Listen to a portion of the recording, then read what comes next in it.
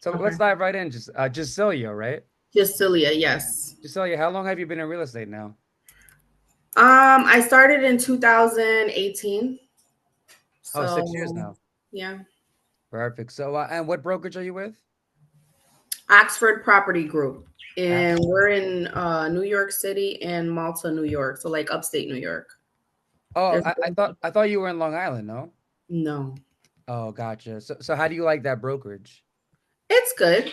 They have Oh, their, it's kind of like for someone that knows what they're doing because there's not really like a lot of help. So no one gives you leads. No one's like calling you once a week to see how you're doing. You're kind of like on your own. right, right. Well, yeah, I mean, most brokerages don't give leads. But so it sounds like, so you're happy with them overall? Overall, yeah, the split is pretty good. And being that I've been in the business for so long, like I really don't need like a babysitter, kind of Mhm. like, I Mhm. do pretty much all of my work on my own. What inspired you to get into real estate? Um, Damn, that's a good question. Um, I want to say like in 2016. Hmm. My dad had gotten really sick, and I remember I was working like a 9 to 5 job, and um, they were requiring like more assistance for him at the time, and I just couldn't take off from work, and things were like really hectic. So I was like, you know what? I wish I could find something where I can like Be flexible. be flexible, be free with my time, and be able to still do everything I need to do throughout my day. So um, I actually went to take the course. I paid like $500 to take the test. Uh, And I think I was like in my 20s. And the lady said to me, "Oh, you have to buy another book. And so you could really pass the test." And I don't know why, but I got a little discouraged when she said that to me. She's like, and it's really, really, really hard. Like like to pass the New York State test is really hard. So like, do you think you have it in you kind of like to do it? She was an older lady. but who was she? Was she a realtor? She worked at the real estate school. Okay, okay. So I felt like she kind of like discouraged me a little bit. And I was like, oh, maybe I should not do it. So I stopped and I didn't do it. And then I didn't do it. I didn't finish. Then fast forward like 2 years forward, I ended up saying, like, what do I have to lose? Like, let me just try it. And I went back and I did the course again and I passed. Oh, wow. So you passed on the first try. No, the second try. Okay, well, I but passed the first, like the schooling, I passed that test. And then for the state test, I don't know why. I must have came off like a few questions and I failed. And I was like, okay, if I fail again, I'm not going, like, real estate's not for me. uh, well, I failed the state test too, because the thing about the test is they phrase the questions in such a way where they like kind of try to make you fail, like they phrase it in a really tricky way. And I'm really glad that you didn't let that lady stop you, even though there was a temporary pause. I'm glad that she didn't stop you from being a realtor in the end of the day. Right. Yeah. I feel like a lot of people I feel like the tests are somewhat not easy, but I feel like it's more attainable. I'm seeing more and more new realtors, especially in New York. There's just Mhm. more and more people coming into Yeah. the business, and that's great. I think that's great. You don't feel like that other realtors are competition? No, no, not at all. So the thing is, like with real estate, when you first start, I feel like you're like really excited. You want to make all that money. You're like, like on a high horse. And then Yep. when you realize like what it takes to keep it going, Yeah. to keep the business coming, Yeah. I feel like a lot of people quit because it gets hard. I mean, there's a statistic. I think 85% of people quit in the first year. It's tough because I mean, you're on your own. Like we said, most brokerages don't help you get leads, and there's nobody pushing you. You know, your broker's probably not pushing you, and Like it's 100% commission based. You're not getting paid unless you close. So it's a job that requires a lot of persistency and a lot of pushing. I hear your birds in the back. Are those parrots or are they Oh what are my God, they're so annoying. I'm gonna have to move because they like to be in the conversation. I can hear that. What kind of birds are they? Parakeets, Oh, little nice. ones. You have Yeah, two of them? two. Let them free. Let them free. Yeah, no. I have a blue one and a green one. The blue one is a hot mess. Yeah. If you open it, she'll go all over the place. Yeah. Jasilia, tell us about your first year in real estate. How tough was that? Tell us about your first year. My first year in real estate was probably the hardest year I've had yet. That's how it goes. That was a tough year. Hmm. I made that year about $8,000 Yeah. for the whole year. Sounds like a rental. Yeah, it was tough. It was tough because nobody wants to help you. You're kind of a new person, so nobody trusts you. And the biggest thing is like getting people to trust you in this Yeah. business. Yeah. So if they don't trust you, they won't work with you. If they Hmm. don't think you know what you're doing, they're not going to work with you. So it's like if you're just starting out, you're getting kind of like bits and pieces of what everyone else is doing, and you kind of like have to make it your own. And that's kind of what I did. Nobody wanted to give me leads. My broker at the time when I first started gave me nothing. He kind of was like giving me like little crumbs, Uh-huh. Uh-huh. 50,000, 60,000, Yeah. like little scrap deals. Uh-huh. So I'm like, how am I supposed to survive off of this? I built a lot of connections. I ended up getting connected with a lawyer in City Hall, and Okay. she ended up giving me like 10 listings. What kind of lawyer? Real estate lawyer? A real estate attorney. She worked for the city. And did you have some sort And of like partnership with her? well, I was at a closing out of that $8,000. I was at one of the closings, Hmm. and she was the attorney representing the city. So when she just looked at me and said, "Hey, why don't you give me a call? I have a few deals for you. Um, you know, I think that you can help, you know, with these listings I have." And she gave me about almost 10 listings. And then I was known as like the low ball person, like, that it was my first year though. So Yeah. I had to learn the game. I had to You learn had to take what you can get. exactly. My second year was a little bit better, not crazy better, but a little bit better. Hmm. And I'd say like my fourth and fifth year, that was it. How did you overcome that people not trusting you, like you said before? How did you overcome that slump? You know what? I feel like a lot of people, they try to pretend to be somebody they're not, right? So they'll see somebody that's making $30 million in revenue a year, and they're like, if I act just like him, then I'll get, or her, I'll get results like them. But Uh-huh. you kind of have to take a little bit of everybody and make it your own. People have to be able to trust you. They don't want you to pretend to be somebody else. They want you to be yourself. Yeah, I talk a lot to people about authenticity. I think authenticity is a huge part of the job, a huge part of basically closings and getting people to know, like, and trust you, you know.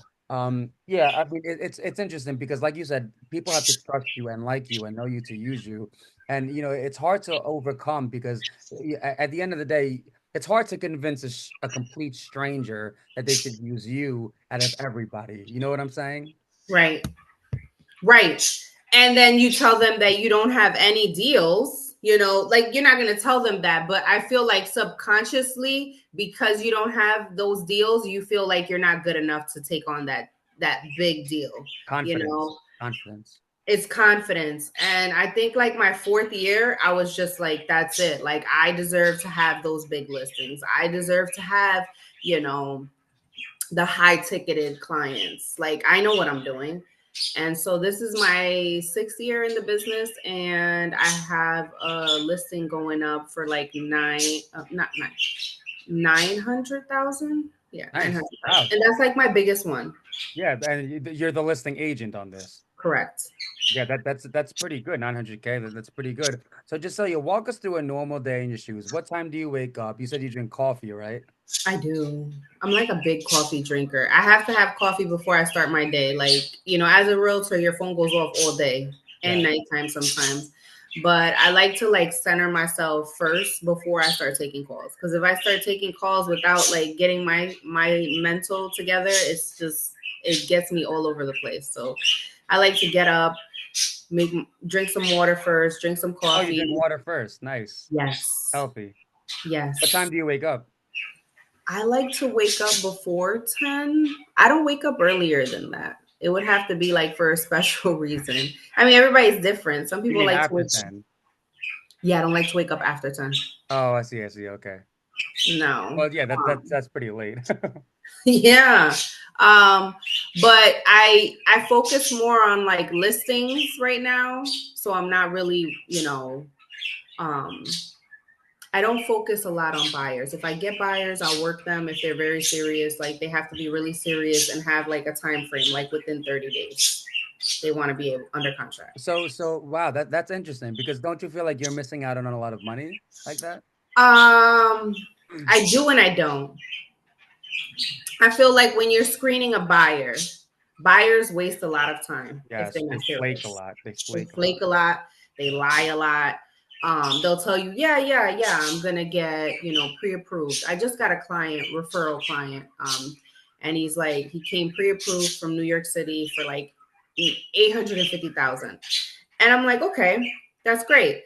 But then we ran into a hiccup with him transferring from where he is to this location. And it's like he went around in circles and now he's like ghost.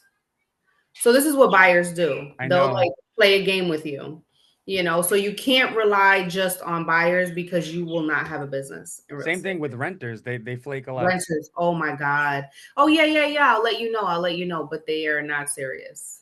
You got to work with, that's why I focus more now. I think now I'm making more because I'm not like Mm. taking on so many buyers that are just going to waste my time.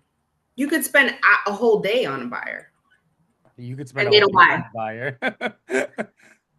And then you're not under contract. There's no promise there. So it's like, I feel like me putting more energy into listings is probably the best for me right now. Where do you get your leads from? That's a good question. So all of my leads come from me. So like referrals, Referrals. I was about to say that, yeah. all referrals, past clients, people that know of me. I used to use Zillow. I feel like Zillow's a huge waste of time though. And they take a lot more money than you make. A lot of the leads that I was getting were like, they weren't pre-approved. They didn't even have Really? money to buy. Because Zillow is really expensive. Yeah, it is really expensive. I was paying a lot and I wasn't seeing the turnaround that they were saying that I should see. So I was like, it's not worth it for me. Did you get your money back? No, I just stopped. They have like a 6 month plan or a 3 month plan. It's like if you do it for that, you have to do it for a certain amount of months and then you can cancel. Oh man, because yeah, I was on the phone with Zillow for like an hour, and based on that conversation and based on my research, I learned that they're extremely expensive, but I always viewed them as like very, very effective because they were saying that they really vet their clients and they really vet them and they talk to them. So I guess everyone has their own opinion. I guess you're saying that it's not worth it because I don't I don't think it's worth it. Yeah. I use realtor.com and I'm still pretty new, but I'm starting to feel that they're not worth it either. So Jasilia, what is your favorite thing about being a realtor? The freedom. Yes, I agree. 100%. I've gone on this year alone. I've gone on like 5 different vacations Really? for Wow. like a week at a time. Really? Like not just like 2 or 3 days or a day or like literally for a week. I think the freedom of being able to do what I want and still work because I'm still working. Yes. I'm still working. I'm still talking to clients. I'm still writing up contracts. I'm still, remote, but it's just a freedom, of not having to worry about a clock in, a clock out. Or, Yes. it comes with its pros and cons, its difficulties, its rejections, it's Hmm. people not wanting to work with you. But if you stick it through and you're like confident within yourself, you'll be okay. Yeah, it's funny because whenever I ask people this question, pretty much everyone always says the people, the people, the people, the people. For me, the answer is the freedom. Like I love just being able to wake up when I want, go to sleep when I want, start the day when I want. Because I was a school safety officer for 10 years, so I had to wake Oh up wow. had to clock in and out, just like you said. What did you do before real estate? So I started working like pretty young. My dad had a restaurant slash like bodega in Long Island. I grew up in Brentwood. Oh, Brentwood. I grew up in Bayshore. Okay. I went to Bayshore schools too. Yeah. Um, we had a little like restaurant slash like bodega for a few years. And then after that, he sold it and we moved upstate and we had the same thing. So I kind of was like in the food industry and working in that for my early years. And then after that, I went into like um, state taxes. I worked for tax and finance. I worked in insurance. I did a little bit of everything. But this is your favorite thing so far. Oh yeah, this is, and let me be honest with you. I'm gonna be really honest. This is the only thing that I've stuck through, like, and I've been consistent. Like every other job, I was like, I don't want to be here. I hate this place. Yeah, well, you seem like a very entrepreneurial person, and it's a very entrepreneurial job. You probably work, you probably work like 7 days a week, sort of Oh thing, yeah, right? Like you don't rest on the weekends, do you? no, because you're still talking to people. You're still writing up contracts. You're still like You're still doing stuff. You're doing open houses. Even just one email. And I bet when you go on vacation, I bet you're still picking up the You're phone. still picking up the phone. There's no days like off. Like you're on vacation, yeah, great. You know, you're gonna enjoy yourself, but at the same time, you're also gonna be available for your clients because they're still gonna call you. You know, attorneys are still gonna contact you for closings, and you know, it's a all. There's no clock out. So it sounds like you work with attorneys a lot. Yeah. Well, up here we have to work with attorneys like throughout the closing process. You know, with appraisals, title, all of Mhm. those things. So I like to get an update from all of my attorneys with all the deals I'm working with. I like to check in with them. Hey, how's this deal going? I like to check in with them just to make sure. I think it's being proactive. You want to make sure that you know what's going on with your transaction. When I was brand new in real estate, I was watching a YouTube video about how to get more leads. And Mm-hmm. this one lady was saying to pick up your phone and Google divorce lawyers near me and call all the divorce lawyers. Because when people get divorced, usually someone ends up selling or buying a home. Right. So yeah, you work with real estate attorneys, which is good. But I think that working with attorneys is actually a great way to get leads, isn't it? You know, it's funny you said divorce leads because I seen a I was watching a YouTube video and they were talking about how divorce leads are like hot right now. Yeah. They're Everyone's the getting hottest thing. divorced. And there's not a lot of people that are working them, not a lot of agents that are hitting on them. They're just, they're not focusing on that. So there's so many leads. So right now, there's a way easier way to do that, like get divorce leads. I know they say you have to go to the city and get is public records and you got to screen through them. But I went off of Fiverr Okay. and I bought they do the work for you. So they screen for like $10, $15. You pay them. They screen whatever area you're in and they give you a full list of people, numbers, emails, addresses, phone up to date phone numbers and that's how you get your divorce. That's how I've been getting my divorce leads. I mean, you can literally go. Oh, wait, you're talking about divorced people. You're not talking about lawyers. Nope, divorce leads. Oh, divorce leads. People that Interesting. want to sell, people that are divorcing and they want to sell the property, split, and keep it moving. Wow, I didn't know that that information was public. Oh Wow. yeah, public records. Did you ever close that way or?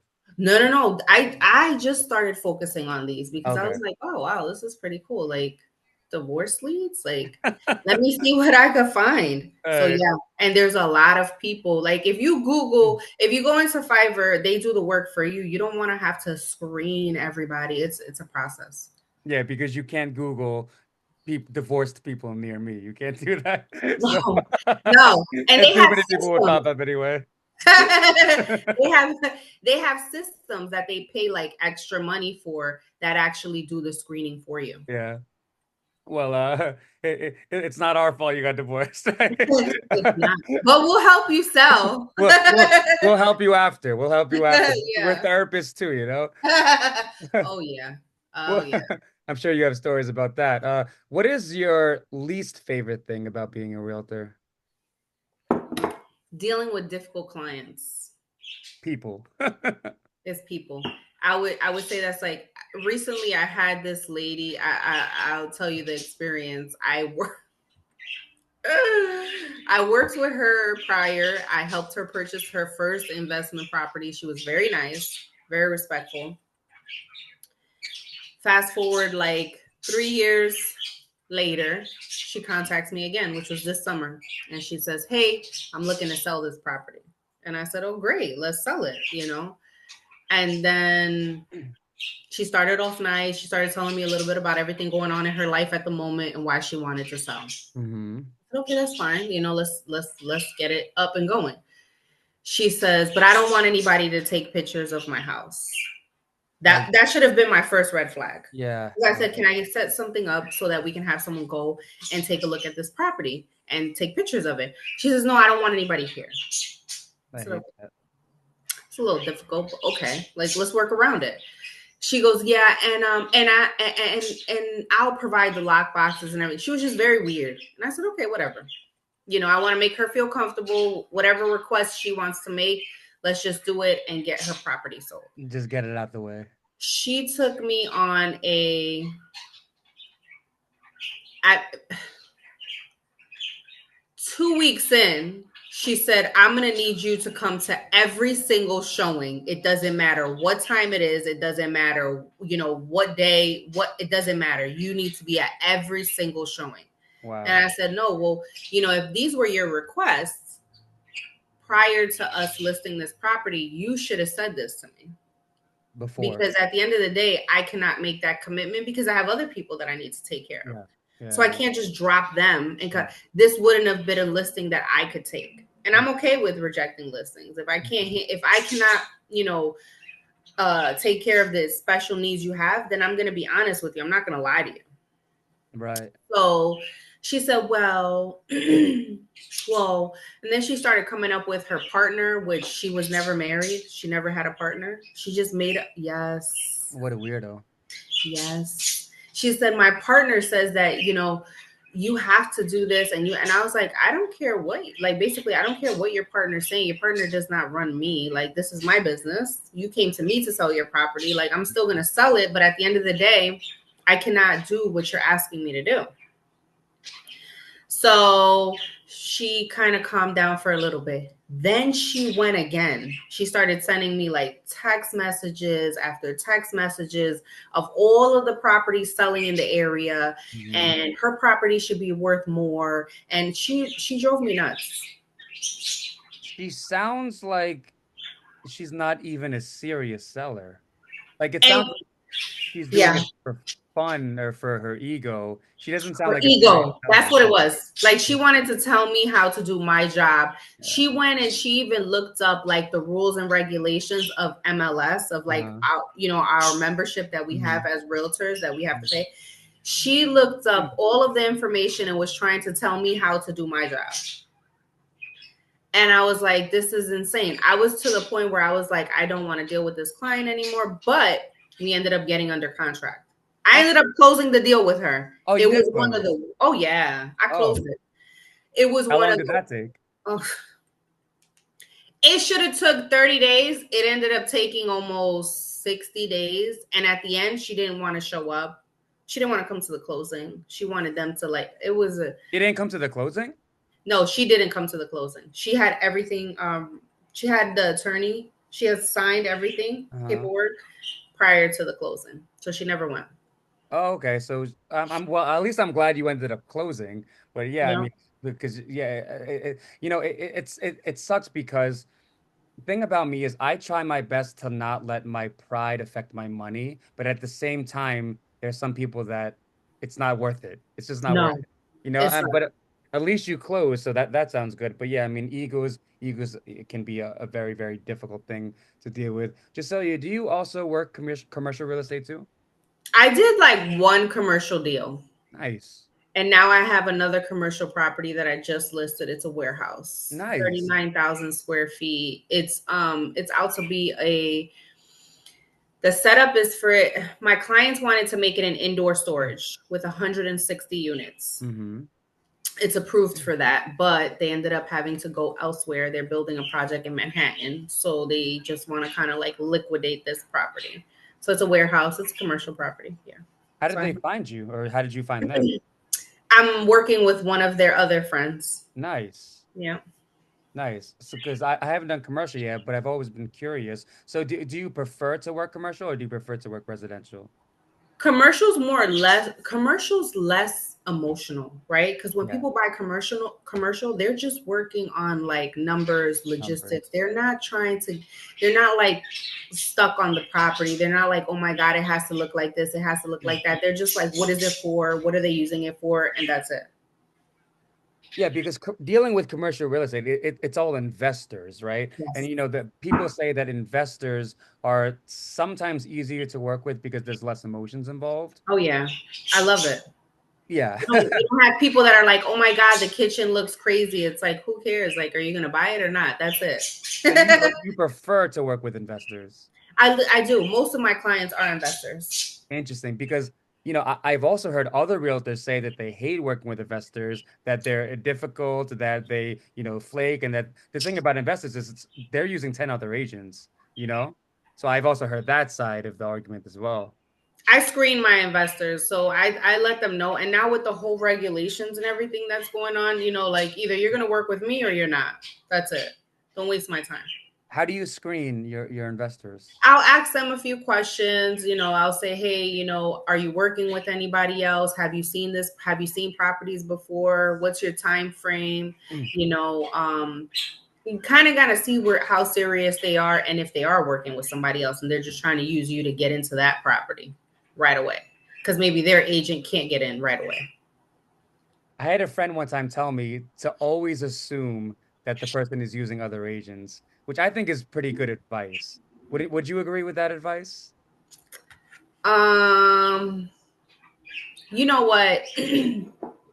It's a bad way to think, right? Because it's like you're automatically thinking like the worst. But I mean, But it's but usually it's true. true. Yeah. Unfortunately for real estate, it's true because they are looking with somebody else too. And Yeah. it's kind of like balancing. Like I had a guy just in a couple months ago, he told me straight up, I have somebody else. I'll give you an opportunity. You have 30 days. If you can find me a property and we can get under contract within 30 days, then you'll be my agent. But you know what though? I like the transparency. I I like do the too. transparency. I like for him, and I told him I was like, okay, that's it. I'm up for that challenge, and I got him under contract. But at least he told you, you know what I'm saying? It's He better was than upfront with me. right. It's better than playing the game. And you said that you closed, right? Oh yeah, I Yeah, closed so on so him. that all worked out, but I really like the transparency on that guy. So just so you, how has the real estate market changed since you first started? How has it changed? Oh my god, that's a good question. Um, I feel like when I first started, there was there was a lot more properties for sale at affordable prices. I feel Yeah. like things were more affordable. Oh yeah. There was a lot more investors Mm, being able to pick up properties at a cheaper price, right? Whereas now everything has increased. everything. Everything has, doubled in price, tripled in price. So we're at a place now where it's like you should have bought a few years ago. Because you would be, you'd have a good amount of equity in your property, Uh, whereas now it's like it's really hard. I mean, this to me is one of the most sad topics, even though I'm laughing, because the cost of living and the cost of homes go up every single year. And it's getting harder and harder and harder for people to buy and to even just, afford life. So to me, this is one of the most sad topics. And, for people, I would say, don't wait for anything. Don't wait for the interest rate to drop because even if the interest rate drops, then the home prices might go up. So Right. don't wait. Just buy as soon as you can. If you can afford it, buy now. If you can, don't wait. Would you agree with that advice? I would agree with that. The people that are like, well, I'm going to wait till the prices drop or I'm going to wait till things get better. Things will always happen. Things are always, the real estate market is like a up and down, it's like a roller coaster, But generally up. but generally up. So you're not going to not win because, you could rent the property out if it's an investment. And if it's a single family home and you want to like cash out or refi and go buy another property, you could rent that home. Like there's always going to be real estate is always going to be a good investment. Yeah. As long as you buy at a good price and are willing to hold it, Right. it's going to be a good If investment. you're not overpaying and it's a good investment. Which brings me to my next point, my next question. Why should a person even use an agent? A lot of people say, well, I don't need an agent to buy, I don't need an agent to sell. Why should a person even use a realtor?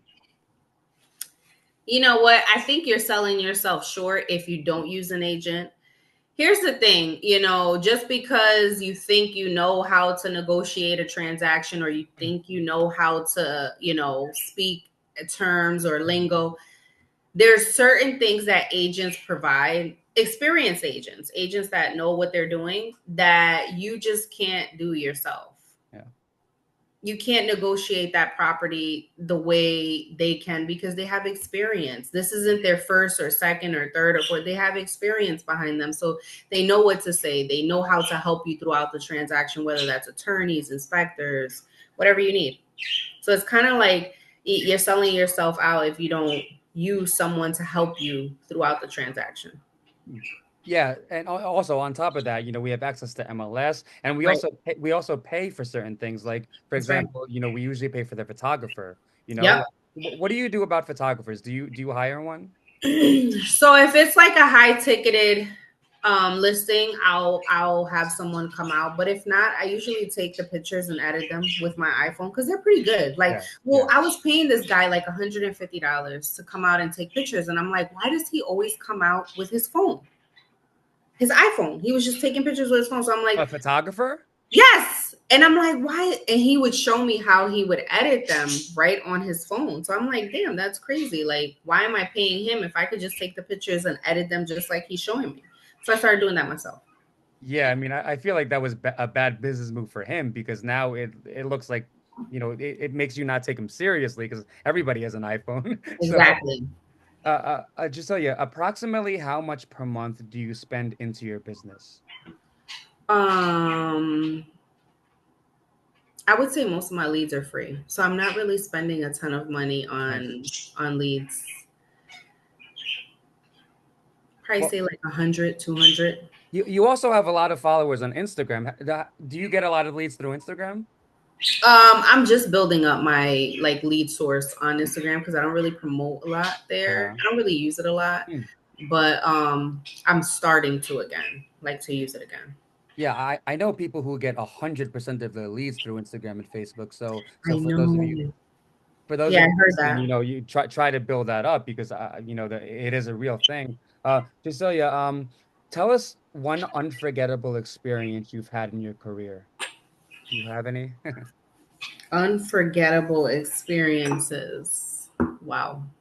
Preferably a good one or a bad one. He Or said a bad probably one. a good one. A good one, a good one, a good one. Let me think, let me think, let me think. You could do a bad one if you want, if that's the first one that came to mind. Trying to think.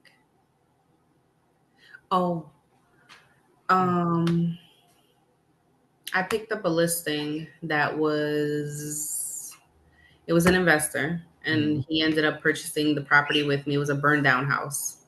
Burn down. And he ended up fixing it and we using me to list it and we listed it and we sold it.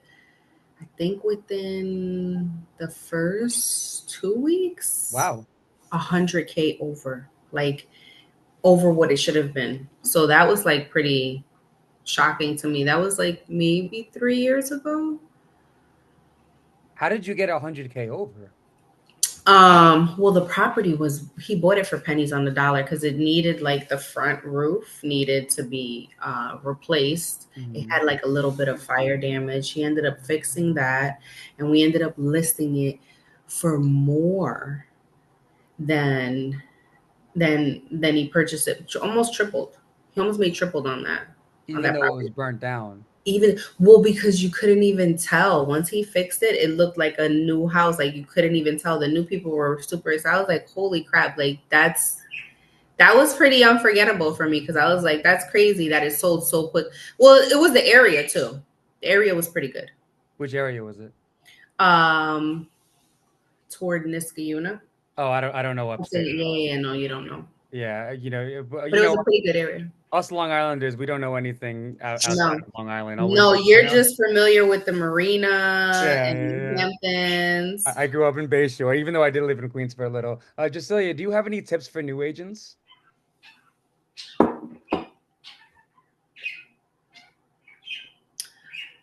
Be yourself. Hmm.